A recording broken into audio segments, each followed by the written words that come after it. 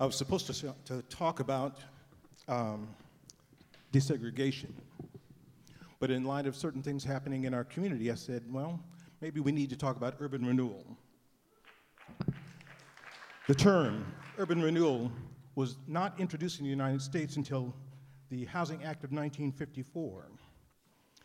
The first management land clearance development authority here in Columbia was held in June 15, 1956, and by a board of commissioners appointed by the mayor, who at the time was Howard Lang. This commission had the authority derived from the Home Rule Charter of 1949. The authority was empowered to work with Urban Renewal Authority Administration, the Housing and Home Finance Agencies, the United States Post Office, and to solicit state and federal funds for this project.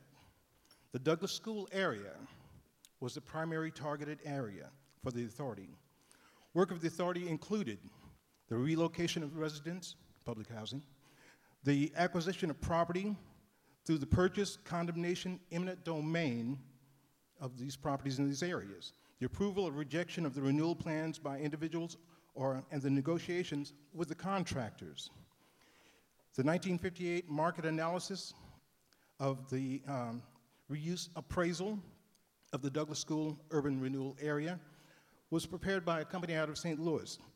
And they basically said it dealt with the existing conditions, past and future trends, property and site valuations, and the possible reuse of these lands. There was an effort in 1962 to try and stop some of these efforts of doing urban renewal here in Columbia, but it failed. Beginning in 1930, the Blind Boone House was the home of the Stuart Parker Memorial Funeral Home, and later became the Warren Funeral Chapel. This was the only African-American business to survive the urban renewal land clearance projects of the late 50s and 60s. In 1954, the city of Columbia commenced raising blocks of substandard housing that made up the heart of the city. The black community, as a part of the urban renewal project, 2 creeks that ran through the neighborhood were deepened and then forced underground, completing the transformation into sewers and disappearing from popular consensus. The crowded row shanties were replaced with public housing. The many roads through the area were drained and paved for the first time. The engineering of Sharp End, you might have heard of it, the neighborhood was destroyed. Much of the physical evidence of the 80-plus black businesses no longer existed, and Columbia's original city center died away.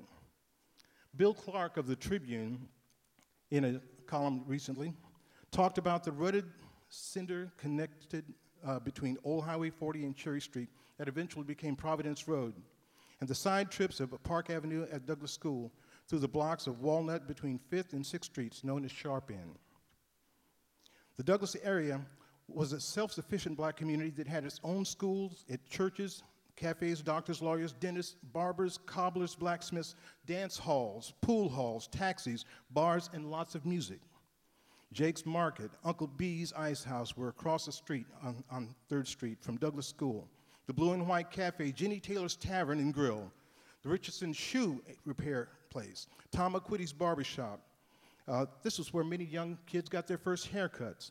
Sharp End, the social center for more than 50 years before it fell to the wrecking ball in the late 1950s, is now the parking garage at 5th and Walnut.